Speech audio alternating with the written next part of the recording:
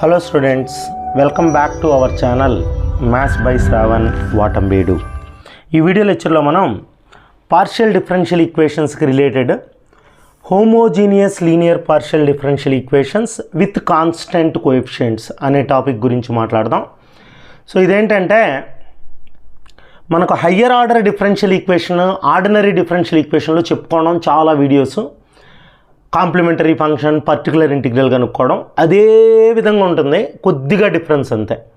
ఇక్కడ complementary function, particular integral అన్నీ ఉంటాయి. ఒక 1 minute నేను బ్రీఫ్గా homogeneous linear partial differential equation with constant coefficients అంటే ఏంటో చెప్తాను. దాని తర్వాత మనం యాక్చువల్ టాపిక్లోకి వెళ్ళిపోదాం. So first linear partial differential equation of second and higher ఆర్డర్ని మనం 2గా క్లాసిఫై చేయొచ్చు. ఒకటి వచ్చి హోమోజీనియస్ లీనియర్ ఈక్వేషన్స్, ఇంకొకటి వచ్చి నాన్ హోమోజీనియస్ లీనియర్ ఈక్వేషన్స్ అని. సో హోమోజీనియస్ అంటే ఏంటంటే మనకి ఇచ్చిన పార్షియల్ డిఫరెన్షియల్ ఈక్వేషన్లో ప్రతి పార్షియల్ డెరివేటివ్ ఒకే ఆర్డర్లో ఉంటుంది. ఇక్కడ చూడండి, ఇది ఎగ్జాంపుల్. డో స్క్వేర్ సెకండ్ ఆర్డరే. ఇక్కడ చూడండి, డో క్యూబ్ ఇలా ఒకే ఆర్డర్ ఉంటే, ఒకే ఆర్డర్ పార్షియల్ డెరివేటివ్ కంప్లీట్గా ఉంటే హోమోజీనియస్ సేమ్ అంటాం. అలా కాకుండా డిఫరెంట్గా ఉంటే, ఇది సెకండ్ ఆర్డర్ ఫస్ట్ ఆర్డర్ ఇలా ఉంటే దాన్ని నాన్ హోమోజీనియస్ అంటాం. మన డిస్కషన్ ఇప్పుడు హోమోజీనియస్ గురించి. ఇలాంటి పార్షియల్ డిఫరెన్షియల్ ఈక్వేషన్స్ని ఎలా సాల్వ్ చేయాలి? సో దాని డెఫినిషన్ నేను పెట్టిన heading homogeneous linear differential equation with constant coefficient. Linear partial differential equation with constant coefficient అంటే ఇలా ఉంటుంది. అంటే ప్రతి డెరివేటివ్ యొక్క ఆర్డర్ n ఉంటుంది. ఇవి కాన్స్టెంట్స్, నెంబర్స్ వచ్చి కోఎఫిషియెంట్స్ కాన్స్టెంట్. ఇక్కడ ఫంక్షన్ ఆఫ్ xy ఏదైనా ఉండొచ్చు. అలా ఉంటే దాన్ని ఏమంటామంటే homogeneous linear partial differential equation with constant coefficients అంటాం. మనం ఎలా అయితే హయ్యర్ ఆర్డర్ డీలో operator form capital D use చేసి రాస్తామో, ఇక్కడ కూడా ఆపరేటర్ ఫాము డో ఎక్స్ ఉండే దగ్గర క్యాపిటల్ డి, డో వై ఉండే దగ్గర క్యాపిటల్ డి డాష్ రాసి ఆపరేటర్ ఫామ్ ఇలా రాస్తాం. F of D comma D dash into Z equal to ఇది. ఇలా ఉండేటువంటి homogeneous linear partial differential equation constant కోఎఫిషియెంట్స్ని ఎలా సాల్వ్ చేస్తాం అంటే, ది సొల్యూషన్ కంటైన్స్ 2 parts. ఈ సొల్యూషన్లో 2 parts ఉంటాయి నాయన. ఒకటి వచ్చేసి ఫైండింగ్ కాంప్లిమెంటరీ ఫంక్షన్ కనుక్కోవడం, ఇంకొకటి పర్టికులర్ ఇంటిగ్రల్ కనుక్కోవడం.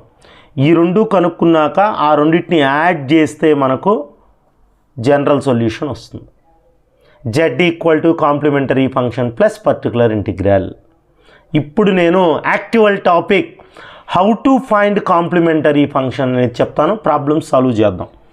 సో ఫస్ట్ మనం గివన్ పీడీని కాంప్లిమెంటరీ ఫంక్షన్ కనుక్కోవాలంటే ఆపరేటర్ ఫామ్లో రాయాలి యూజింగ్ దీస్ 2 ఆపరేటర్స్.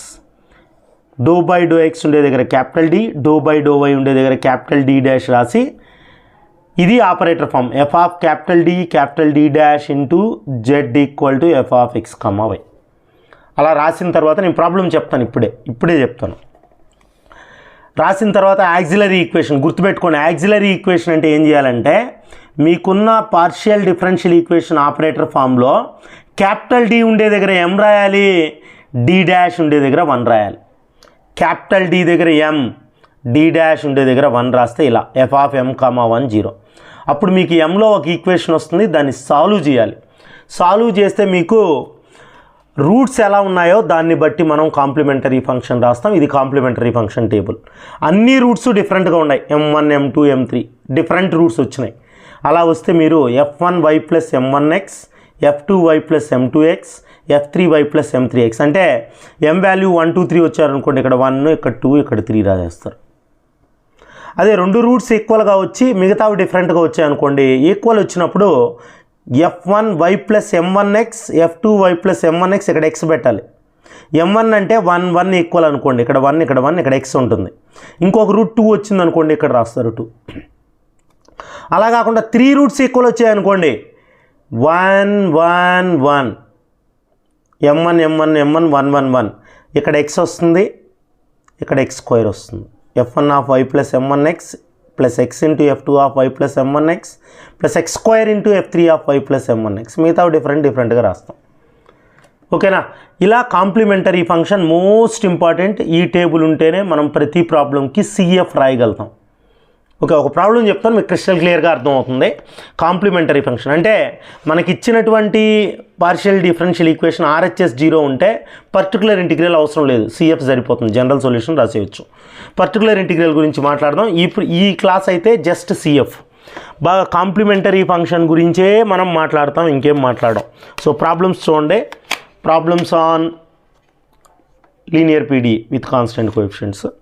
చూడండి, ఫస్ట్ ప్రాబ్లము మనకు ఫస్ట్ గివన్ PDE, ఇది గివన్ PDE, దీన్ని ఆపరేటర్ ఫామ్లో రాయాలి. ఫస్ట్ స్టెప్ ఆపరేటర్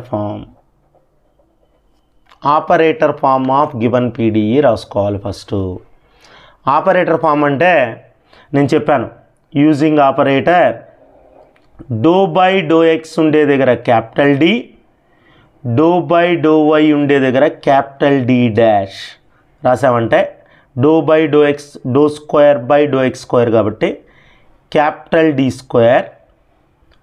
జెడ్ ఉంటుంది, జెడ్ని కామన్గా రాసేద్దాం లాస్ట్లో.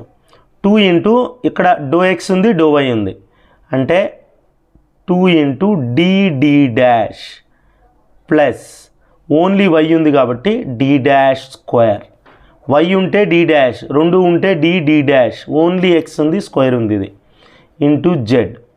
దీన్ని ఆపరేటర్ ఫామ్ అంటాం. ఆపరేటర్ ఫామ్ రాసిన తర్వాత మనం ఏం చేయాలంటే యాక్సిలరీ ఈక్వేషన్ రాయాలి. యాక్సిలరీ ఈక్వేషన్ అంటే నేను చెప్పాను ఏమీ చేయబడలేదు, D ఉండే దగ్గర M రాయాలి, D డాష్ దగ్గర 1 రాయాలి.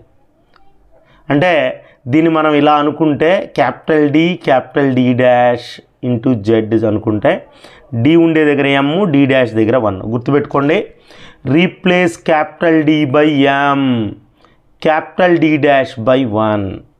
సో క్యాపిటల్ D దగ్గర M రాసామంటే M square plus 2M, D dash 1 plus 1 square equal to 0. Z రాయకూడదు, అంటే M square plus 2M plus 1 0 అని వచ్చింది. దీన్ని సాల్వ్ చేయాలి. సాల్వ్ చేయడానికి బెస్ట్ మెథడ్ క్యాలిక్యులేటర్, అంతే. చాలా ఉన్నాయి, క్యాల్సీ ఈజ్ ద బెస్ట్ మెథడ్. ఏం చేస్తారంటే క్యాల్సీ ఆన్ చేయండి, 3 ప్రెస్ చేయండి, 5 ప్రెస్ చేయండి, ఓకేనా, 3 ప్రెస్ చేయండి. మీకు ABC కోఎఫిషియంట్స్ అడుగుతుంది. ABC కోఎఫిషియంట్స్ అంటే ఇక్కడ M square coefficient, M coefficient 1 enter చేయాలి. M square coefficient 1 equal to M coefficient 2 equal to constant 1 equal to కొట్టారంటే మీకు x అని చూపిస్తూ ఉంది. అంటే ఇక్కడ x1 x2 రావాలి, 2 రూట్స్ రావాలి. 2 రూట్స్ రావాల్సిన దగ్గర ఒక రూటే చూపిస్తూ ఉందంటే అదే రూట్ 2 సార్లు రాసుకోమని. క్యాపిటల్ X ఈక్వల్ టు 1 అంటే ఇక్కడ M values 2 same. 2 equal roots వచ్చినప్పుడు నేను ఫార్ములా చెప్పాను. ఏం ఫార్ములా అంటే జనరల్ సొల్యూషన్ ఫార్ములా. ఇక్కడ z equal to f1 of y plus m1x plus f2 of -1, sorry ఇక్కడ మన క్యాల్సీలో -1 చూపిస్తూ ఉండేది, f2 of x into f2 of y plus m2x. So ఇప్పుడు మనకు m1 m2 తెలుసు. m1 m2 ఏంటంటే ఇవే m1 m1 రెండు m1లే. సో ఇప్పుడు m1 దగ్గర -1 రాసామంటే general solution f1 of m1 -1 m1 -1 y minus x plus x into f2 of y minus x. Problem ఏంటి, ఈజీగా చేసేయచ్చు ప్రాబ్లం, చూసారా. సో అలానే ఇంకో ప్రాబ్లం చూద్దాం. Solve do cube u by do x cube plus 2 into do cube u by do square x do y minus do cube u by do x do y square minus 2 do cube u by do y cube equal to 0 అన్నాడు. So first ఏం చేస్తాం మనం, operator form రాస్తాము. Operator form of the DE రాస్తాం.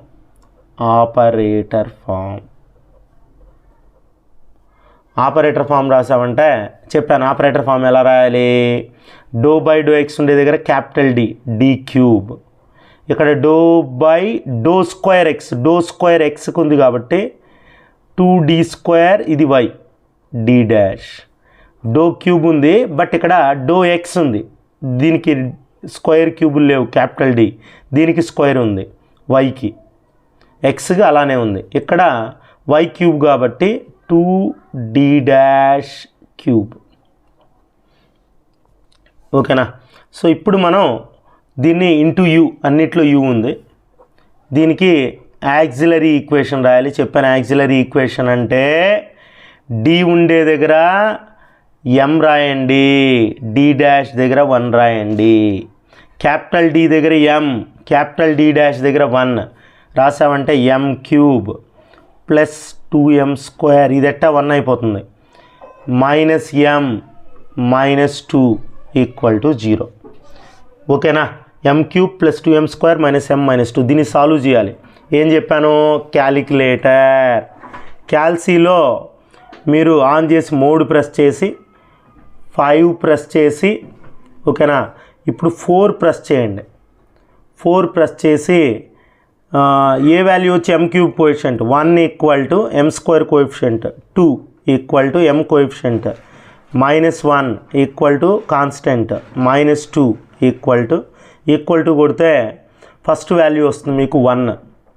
First x1 చూడండి అక్కడ బాగా, x1 1, x2 minus 1, x3 minus 2.